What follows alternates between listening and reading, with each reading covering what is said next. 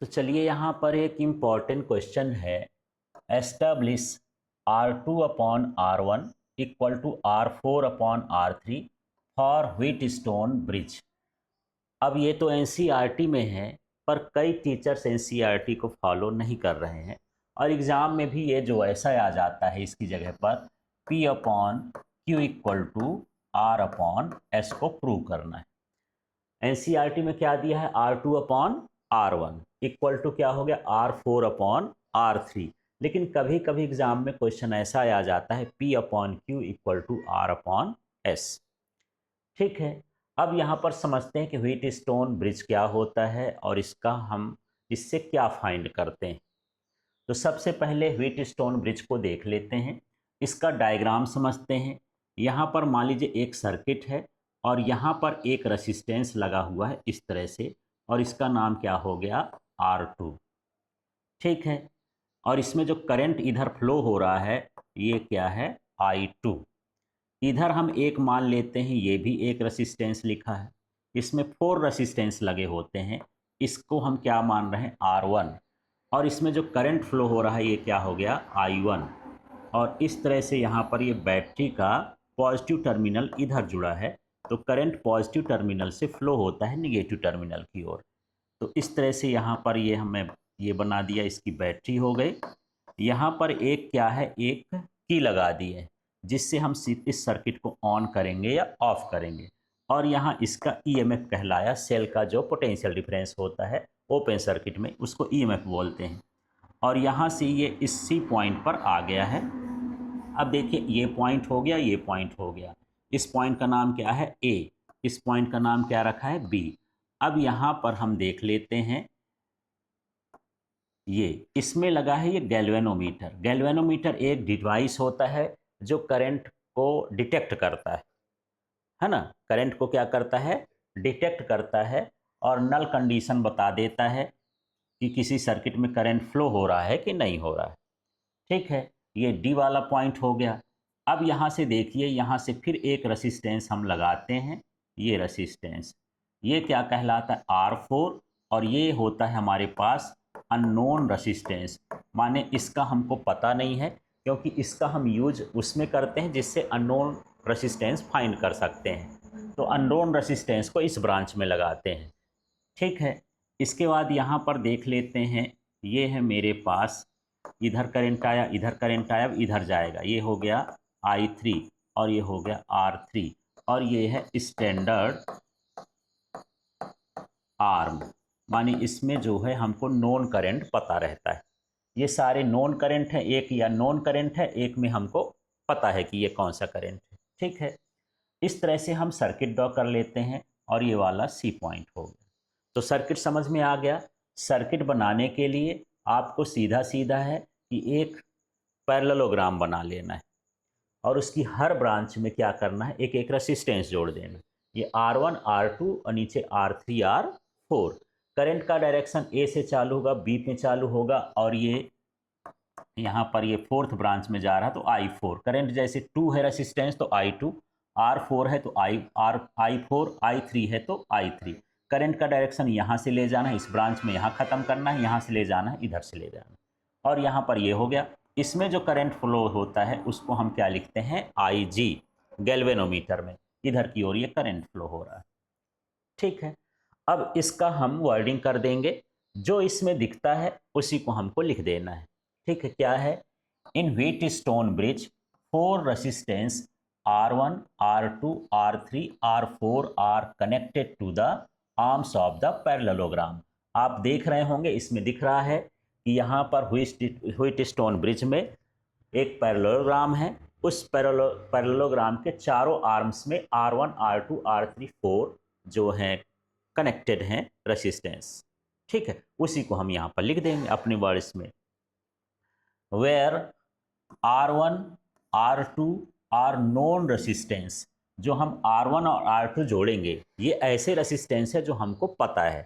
जैसे हम लोग बाजार जाते हैं तो कोई सामान तौलवाते हैं तो उसमें बाट नहीं होता, वेइंग है ना, कि ये 1 किलोग्राम का है कि 50 किलोग्राम का। ऐसे यहाँ पर ओम पता चलेगा कि ये 100 ओम का है कि 10 ओम का, कितना, इनका हमको पता है रेसिस्टेंस।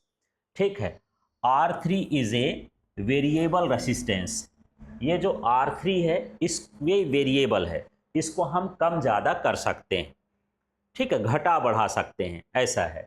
फिर यहाँ पर है R4 is a unknown resistance. ये जो R4 है यहाँ पर अननोन है, उस कंडक्टर को यहाँ पर हम कनेक्ट करते हैं जिसका रेसिस्टेंस फाइंड करना है। यदि मुझे ही फाइंड करना है तो मेरे सिर का पार्ट और एक पैर का पार्ट जोड़ दो यहाँ, और फिर पता कर लोगे कि मेरा क्या रेसिस्टेंस। तो कोई भी मटेरियल है यही है तो इसी को हम जोड़ देंगे, जिसका हमको रेसिस्टेंट फाइंड करना है उस मटेरियल को यहाँ पर हम ऐड कर देंगे, ठीक है। अब देखिए galvanometer is connected between diagonal BD। अब ये देखो ये डायगोनल BD है, BD डायगोनल के बीच में हम क्या जोड़ दिए हैं, एक गैल्वेनोमीटर जोड़ दिए। तो जो इसमें दिख रहा है उसको लिखना है, ऊपर नीचे कैसे भी लिख सकते हो। एंड सेल E प्लग की is connected at the ends of the diagonal AC। अब ये डायगोनल AC है, डायगोनल AC के एंड पर, अंदर नहीं बाहर की ओर, है ना, एंड पर हम क्या जोड़ रहे हैं, सेल E जोड़ दे रहे हैं और एक प्लग की जोड़ रहे हैं, एक स्विच जोड़ दिए हैं, ठीक है। अब ये पूरा हमारा सर्किट तैयार हो गया। अब इस सर्किट में क्या करेंगे, नाउ इंसर्ट द प्लग की। अब इस प्लग की को हम क्या करेंगे, लगा देंगे, माने सर्किट को ऑन कर देंगे, ठीक है। And change the resistance R3। अब R3 रेसिस्टेंस को हम धीरे धीरे चेंज करेंगे क्योंकि वेरिएबल है। Such that the deflection in the galvanometer gets 0। Galvanometer में एक तरह का कांटा लगा होता है, इस तरह का गैल्वेनोमीटर का डिजाइन होता है ये, ठीक है। यहाँ लिखा रहेगा, मान लीजिए 1, ये सॉरी यहाँ लिखा है, ये बीच में जो लिखा रहता है वो क्या होता है, 0 1 2 3, और यहाँ भी हो गया 1 2 3। जो कांटा होता है यदि आप करंट फ्लो करेंगे तो इधर होगा, तो हमको इतना एडजस्ट करना है कि ये कहाँ पर आ जाए, 0 पर आ जाए, ठीक है। जब आप करंट फ्लो करेंगे तो ये जो इसका पॉइंटर है या तो इधर होगा या इधर होगा। अब हम इस रेसिस्टेंस को घटाएंगे बढ़ाएंगे, इतना घटाएंगे बढ़ाएंगे कि इसका डिफ्लेक्शन क्या हो जाए, 0 हो जाए, 1 2 3 में न आके कहाँ आ जाए, 0 में आ जाए, ठीक है। In this condition no current flows through the galvanometer. इस कंडीशन में गैल्वेनोमीटर से कोई करंट फ्लो नहीं होता, इसीलिए तो 0 डिफ्लेक्शन बता रहा है, ठीक है। And this is called balanced bridge. इस कंडीशन को हम क्या बोलते हैं, बैलेंस्ड ब्रिज। ये उसी तरह से है जैसे हमारे पास फिजिकल बैलेंस होता है, तराजू होता है जिससे आप तौलते हो, एक तरफ सामान रखते हो, एक तरफ दूसरा प्रोडक्ट वाट रख दिए, उसका वेइंग कितना है, मान लो 1 किलोग्राम रखे, फिर उधर सामान रखते हो, थोड़ा नीचे या ऊपर जाएगा तो सामान को रखते जाते हो या निकालते जाते हो, तब तक जब तक कि उसका बैलेंस बिल्कुल सही ना हो जाए। तो इसको भी ऐसे है कि इसके जो R3 की वैल्यू उसको हमको घटाना और बढ़ाना है तब तक कि जब तक कि दोनों का बैलेंस सही ना हो जाए, तो हम उसको बोलेंगे बैलेंस्ड ब्रिज।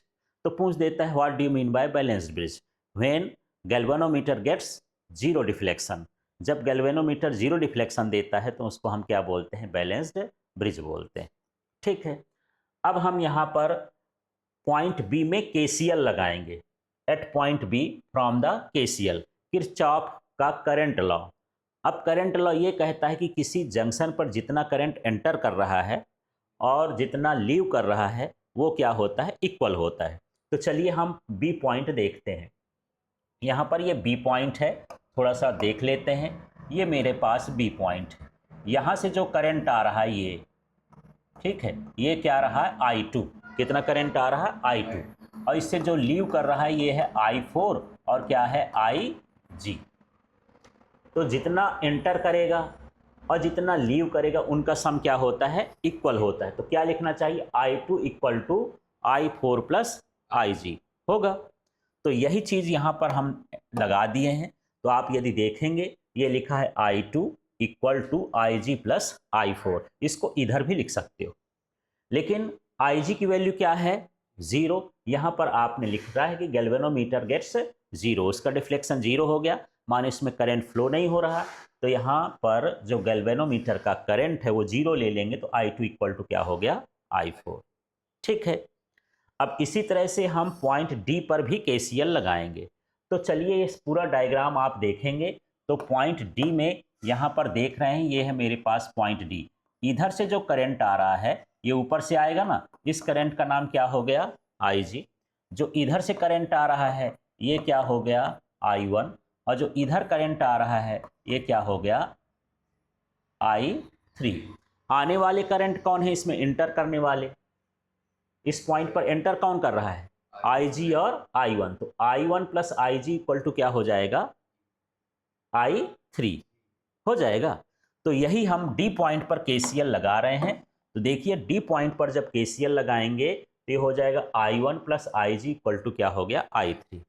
पर हम जानते हैं कि यदि नल डिफ्लेक्शन की कंडीशन है, बैलेंस्ड ब्रिज है, तो IG की वैल्यू क्या होगी, 0 होगी। इसलिए यहाँ पर IG की वैल्यू 0 करेंगे तो I1 इक्वल टू क्या हो गया, I3। तो इस तरह से आपको दो जगह पर KCL लगाना है। डायगोनल देख लेना है, डी पर लगाना है, बी पर, आगे पीछे किसी को भी लिख सकते हो। अब हमको लूप लगाना है, क्या लगाना है, लूप लॉ।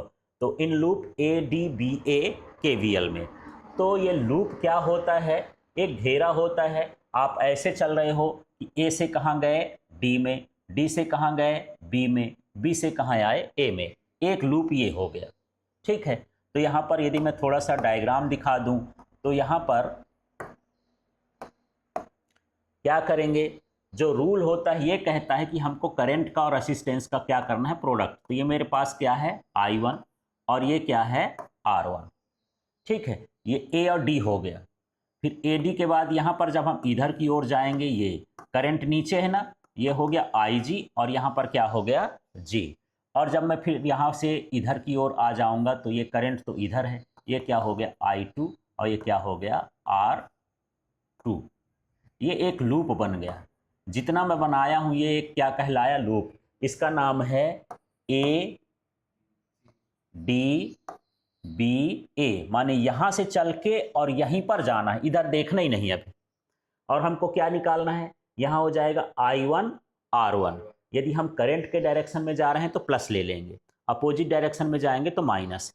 यहां पर देखो IG और इंटू क्या हो जाएगा, G। प्लस लूंगा कि माइनस, मैं A से कहाँ गया, D, अब D से कहाँ जा रहा हूँ, B, तो माइनस हो गया।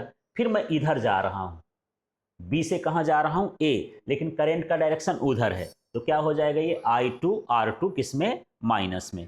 इसमें कहीं सेल लगा है क्या, नहीं लगा। आपने पढ़ा है कि जो पोटेंशियल ड्रॉप होता है अक्रॉस द रसिस्टर वो कितना होता है, 0।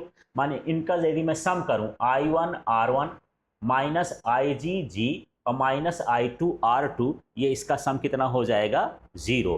तो देखो यहां पर मैं यही लिखा हूं, समझते हैं इधर, ये देख लीजिए। यदि करंट का डायरेक्शन, आप किसी को भी प्लस माइनस करते हैं, करंट के डायरेक्शन में हम माइनस ले लिए हैं, करंट के अपोजिट डायरेक्शन में क्या ले लिए हैं, प्लस। तो ये हो गया I1, ये क्या लिखा, I1 R1 IG। ठीक है, ये क्या हो गया, IgG और ये हो गया I2 R2।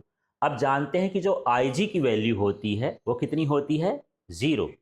तो यहां पर क्या बचेगा, ये I2 R2 बचा, इसको मैं उधर ट्रांसपोज कर दिया तो क्या हो गया, I1 R1 और इसकी वैल्यू कितनी हो गई, 0 हो गई।